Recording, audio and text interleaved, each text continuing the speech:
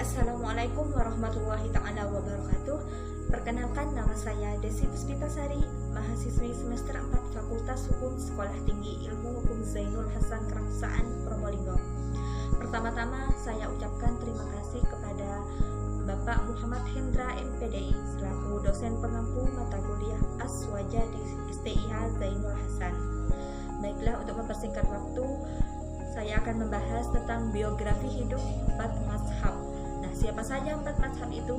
Untuk info lebih lanjutnya, marilah kita cermati pembahasan berikut.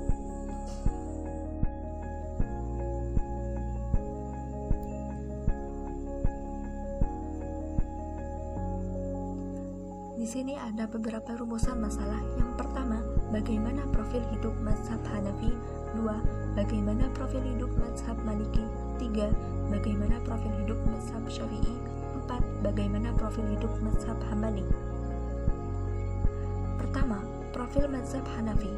Pendiri mazhab Hanafi ialah Nu'man bin Sabit bin Zawta, seorang keturunan bangsa Ajam dari Persia. Beliau dilahirkan pada tahun 80 Hijriah atau 699 Masehi dan beliau wafat tahun 150 Hijriah. Beliau pun kemudian lebih dikenal dengan sebutan Abu Hanifah An-Nu'man. Yang tak luput, beliau adalah seorang mujtahid yang ahli ibadah.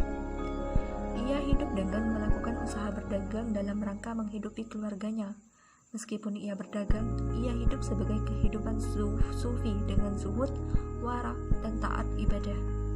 Dari samping itu, selain menjalankan usaha dagangnya, ia juga hidup dengan ibadah yang intensif siang dan malam.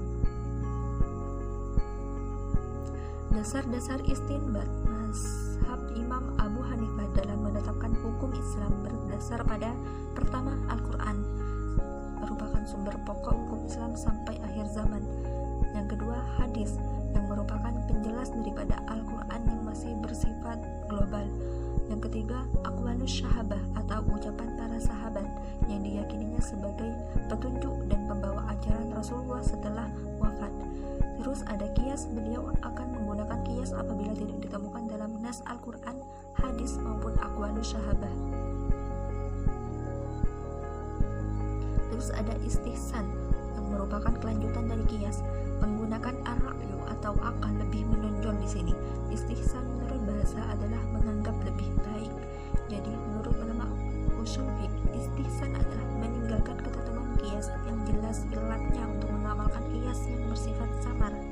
Dan yang terakhir ada urf atau kebiasaan. Beliau mengambil yang sudah diyakini dengan yang dipercayai dan lari dalam kebutuhan serta memperhatikan muamalah manusia dan apa yang mendatangkan maslahat bagi mereka. Jadi beliau dalam menetapkan segala urusan ataupun segala hukum, bila tidak ditemukan dalam Al-Quran, sunnah, ijma atau qiyas, beliau akan menggunakan istihsan.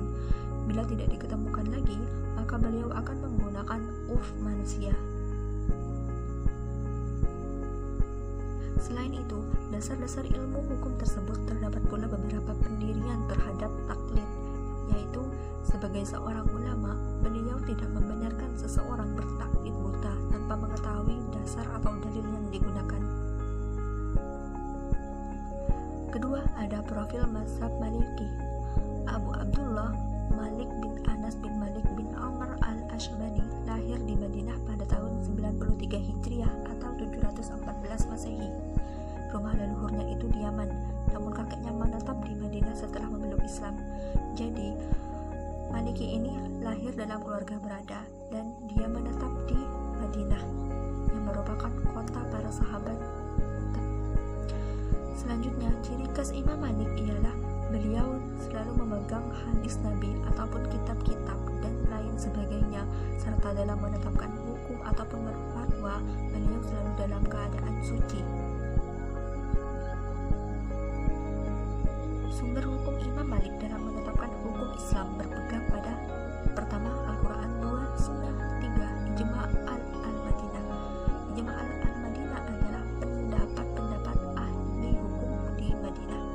Terus ada fatwa sahabat, dan kelima, kabar ahad dan qiyas. Namun Imam Malik tidak mengakui kabar ahad sebagai sesuatu yang datang dari Rasulullah. Walaupun kabar ahad itu bertentangan dengan sesuatu yang sudah dikenal oleh masyarakat Madinah, dan sekalipun itu hasil dari istinbat, terkecuali kabar ahad tersebut dikuatkan oleh dalil-dalil yang qat'i, maka beliau bisa menerimanya. Dan kebanyakan Imam Malik lebih menggunakan qiyas. Kemudian ada al-istihsan, ada al-maslahah al-mursalah, kemudian ada sad al-zara'i, kemudian ada istishab, kemudian dan terakhir syar'u man qablana. Ketiga ada profil mazhab Syafi'i.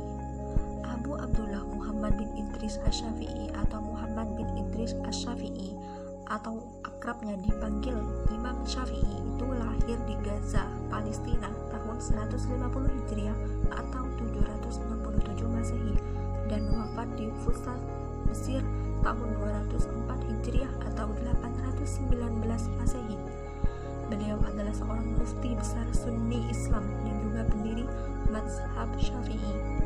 Imam Syafi'i pun tergolong kerabat Rasulullah dari Bani Muthalib, yaitu keturunan dari Al-Muthalib, saudara dari Hashim yang merupakan kakek Nabi Muhammad.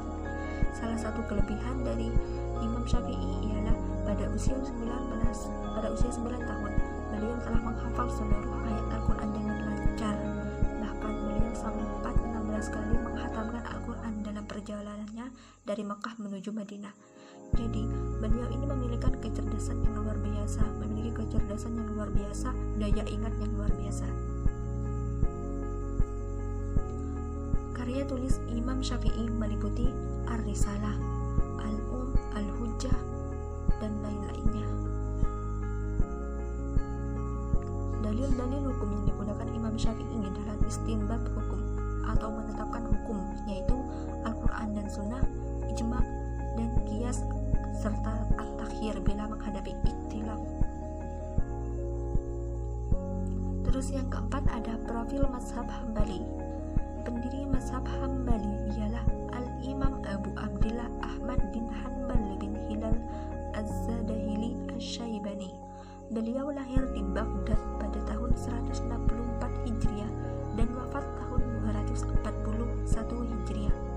Ahmad bin Hanbal adalah seorang imam yang banyak berkunjung ke berbagai negara untuk mencari ilmu pengetahuan, antara lain Syria, Hijaz, Yaman, Kufah, dan Bashrah. Dan beliau dapat menghimpun sejumlah 40.000 hadis dalam kitab musnadnya. Jadi, sosok Hambali ini adalah sosok yang cinta akan ilmu, sehingga ia rela berjalan bermil-mil jaraknya untuk mencari ilmu. Sumber hukum dan metode istinbat Imam Ahmad bin Hanbal dalam menetapkan hukum adalah nas dari Al-Quran dan Sunnah yang sahih, fatwa para sahabat, hadis mursal dan hadis dhaif, qiyas, sad az-zara'i,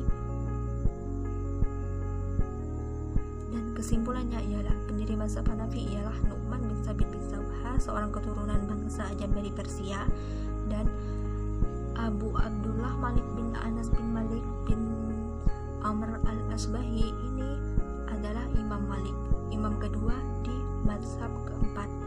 Kemudian ada Abu Abdullah Muhammad bin Idris Asy-Syafi'i atau Imam Syafi'i yang merupakan mazhab ketiga. Kemudian ada pendiri mazhab Hambali yang merupakan mazhab keempat dan terakhir yang memiliki nama asli Al-Imam Abu Abdillah Ahmad bin Hanbal bin Hilal Az-Zadahili Asy-Syaibani.